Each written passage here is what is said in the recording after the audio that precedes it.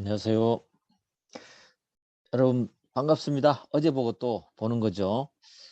여러분 이제 탈모가 얼마 안 남았죠. 얼마 안 남아서 여러분들이 많이 이제 마음이 편하지는 않을 겁니다. 혹시 모의고사를 보시려는 분들은요. 그런데 이제 그렇다 하더라도 차분히 지금 진행해야 됩니다. 마음이 급하다고 해서 더 뭐 공부가 잘 되는 것도 아니고요. 시간이 가까울수록 여러분들이 항상 차분하게 하시는 겁니다. 아, 우왕좌왕하게 되면은 여러 가지 시간만 흘러가게 되고 오히려 더 공부가 효과가 없게 되는 것이죠. 자, 조금씩 해보겠습니다. 자, 지난 시간에 우리 상업 등기를 했고요. 이번 시간하고 다음 시간까지 해서 여러분에게 영업 양도 뭐한 오늘 10분, 내일 한 12분 정도 해서 영업 양도에서 나온 문제가 한 서너 문제가 되거든요. 그걸 마무리해 드리겠습니다. 그래서 이런 식으로 나왔던 중요 주제에서 조금 확대해서 여러분에게 설명하면 이삭죽기지만 사실 굉장히 많은 것을 여러분이 또 터치를 할 수 있습니다. 그리고 조금씩 하시면 좋을 것 같고요. 자, 영업 양도와 관련되는 주제는 이렇게 됩니다. 양도 절차와 효과 생각해 볼 수 있는데요. 양도 절차와 효과에 나름 이제 쟁점이 있습니다. 특히 효과와 관련해서도 우리가 검토를 해봐야 되는데 일단 먼저 이와 관련된 영업 양도와 관련되는 목차를 한번 개관해 볼게요. 그래서 여러분들이 만약에 상법을 공부하셨다면 영업 양도하면 대략이나마 중요한 게 어떤 것인지 떠올라야 되겠죠. 떠올라야 될 겁니다. 보시면 일단 첫 번째 영업 양도 절차와 효과 이렇게 나눠 볼게요. 서술 부분은 뭐 한번 보시면 되죠. 영업 양도가 뭐냐. 또 영업 양도하고 합병 비교되는 부분이 있죠.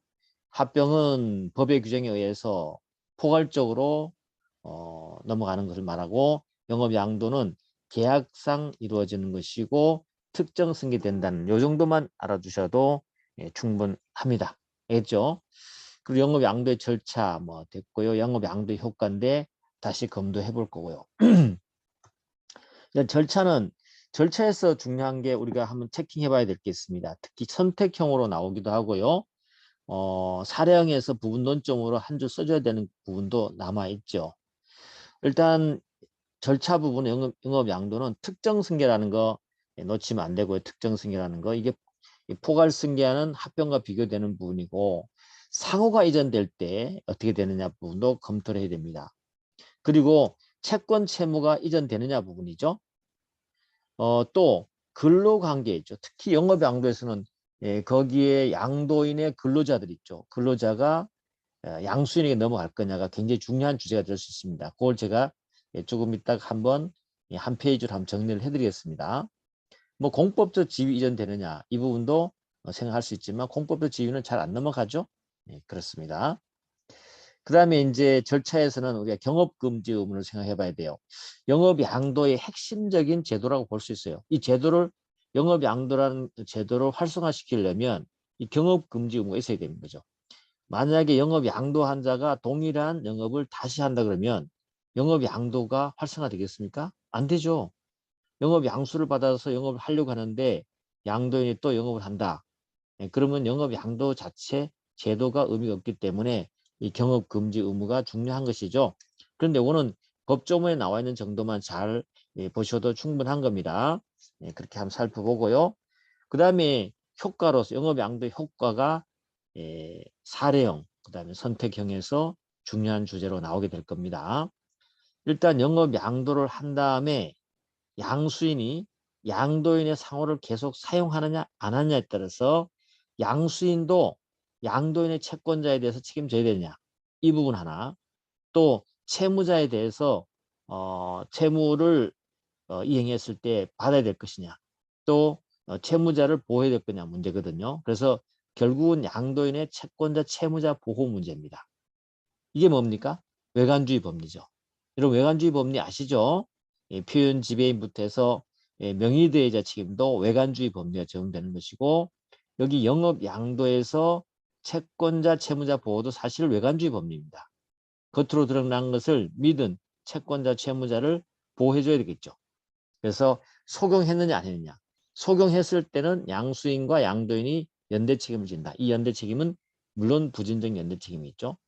그리고 소경을 하지 않더라도 광고한 내가 책임질 거야 라고 광고한 양수인은 책임져야 되는 것이죠. 그리고 여기서 우리 판례가 말하는 이 광고의 의미를 알고 있어야죠. 광고의 의미, 판례 나온 것을 검토를 해야 될 겁니다. 그 다음에 채무자도 보호해야죠. 소경하고 상호를 사용하고 있는 자에게 가서 돈을 갚는단 말이죠. 이럴 때 고의 중과실 없이 갚았을 때는 유효한 것으로 봐줍니다. 물론 소경이 안 됐을 때, 상호를 사용하지 않을 때는 채무자는 그 부분 외관을 보호해 줄 필요가 없기 때문에 그냥 채권 양도가 되어 있느냐 안 되느냐를 가지고 일반적으로 판단하게 됩니다. 그리고 마지막으로 양도인의 이렇게 연대 책임 부분이 있죠. 이럴 때 양도인의 책임은 계속적으로 영업을 양도해 놓고 끊임없이 책임을 져야 됩니까? 그건 좀 과하죠. 그래서 우리 법은 양도나 광고 후에 2년간만 양도인이 책임지도록 우리 법이 규정하고 있는 것이죠.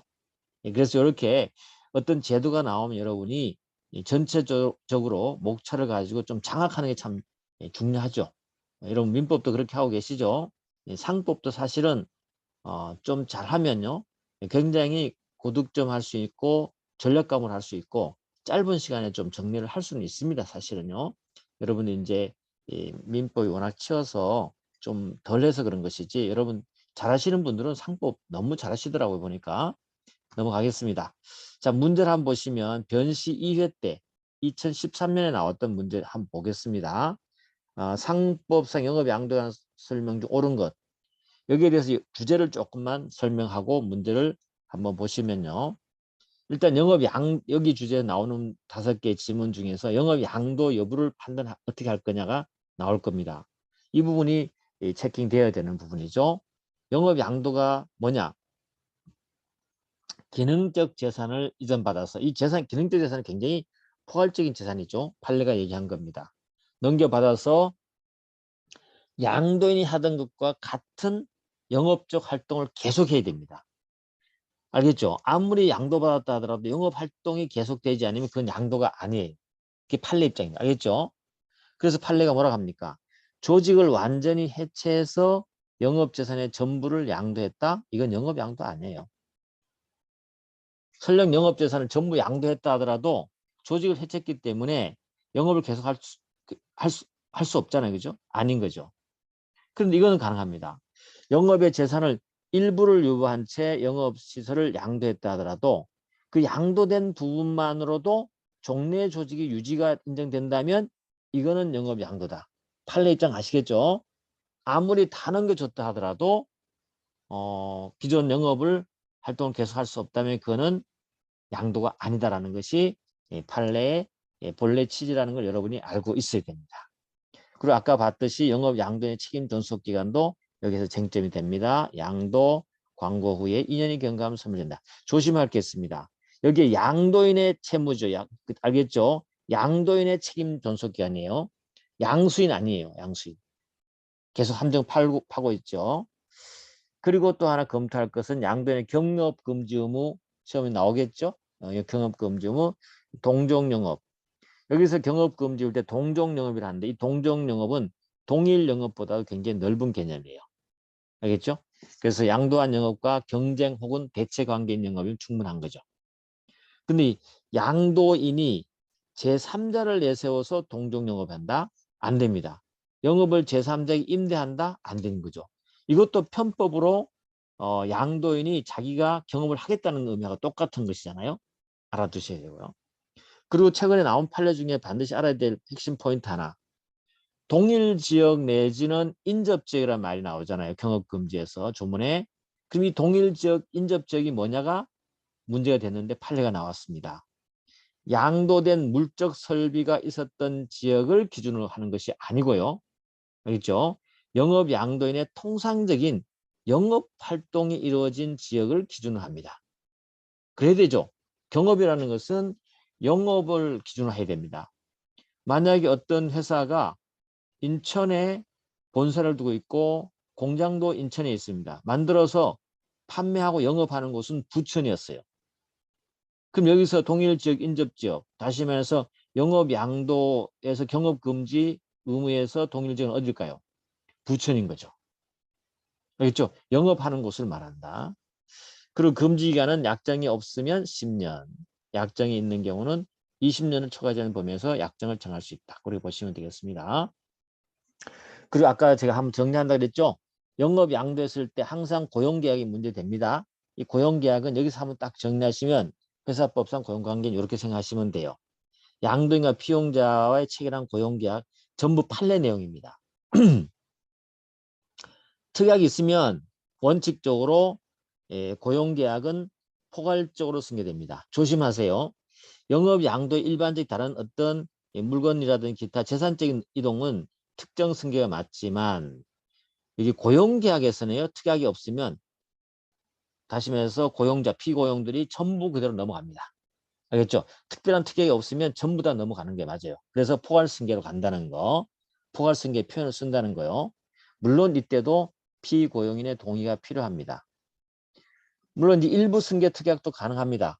근데 일부 승계 특약은 정당한 사유가 있을 때만 유효합니다. 10명의 종업원 중에 5명만 양수하겠다. 할 수 있지만 정당한 사유가 있어야 되죠. 그리고 영업 양도 전에 성립된 임금 채무 있죠. 이런 퇴직금 채무라 이런 것들은 원칙적으로 넘어가기 때문에 양수인에게 돈을 달라고 청구할 수 있어요. 만약에 피용자가 나 그냥 양도 안 될 거야. 나 고용 승계 거부하고 나 퇴직할 겁니다. 라고 했다면 어때요? 이전되지 않죠. 누구에게 임금 청구하죠? 양도인에게 임금 청구하는 거죠. 알겠죠? 그 다음에 승계되는 근로관계를 우리 판례가 인정하고 있는데 이 판례 잘 알아둬야 되죠. 계약 체계를 현재 근무하고는 근로자의 근로관계만 승계된다는 얘기고 만약 이미 해고돼서 해고 효력을 다툰 해고된 근로자의 근로관계는 여기에 승계된 근로관계가 아니에요. 알겠죠? 그 다음에 양수기업으로 승계 취업의 확정 전에 양수기업에 대해서 나 그쪽으로 취업하겠습니다라는 의사표시를 했다가 철회할 수 있느냐. 취업 승계 확정 전이라면 언제든지 희망의 의사표시를 철회할 수 있습니다. 이런 판례가 있고요. 또 양도기업에 대해서 사직서를 제출한 경우가 있었어요. 이 사직서를 제출한 것은 실질적으로 양수기업의 재취업 신청을 철회하거나 포기한 것입니다. 그래서 두 가지 의미가 있어요. 실질적으로 양수기업 재취업의 신청 철회한 걸로 보고 양도기업에 대한 사직 의사도 포함된 걸로 우리 판례가 보고 있는 거죠. 아시겠죠? 그렇게 여러분들이 확인하시면 될 것 같습니다.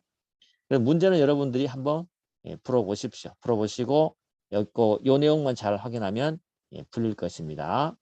자, 오늘은 또 시간이 오버됐기 때문에 여기까지 하도록 하고요. 또 이제 내일은 두 문제 정도를 해서 영업 양도 문제를 마무리 짓도록 하겠습니다. 마무리 짓도록 하고 자, 오늘 하여튼 여러분 오늘도 잘 보내시고 차분히 조용히 차분히 있죠. 차분히 침착하게 수험 생활을 하는 겁니다. 아무리 마음이 급해도 바늘 허리에 껴서 바느질을 할 수 없죠. 아무리 급해도 정신을 차려야 됩니다. 차분히 여러분 준비하시기 바랍니다. 그리고 이제 팔모 준비를 좀 차분히 하셔야 되겠죠. 오늘 여기까지 하겠습니다. 수고했습니다.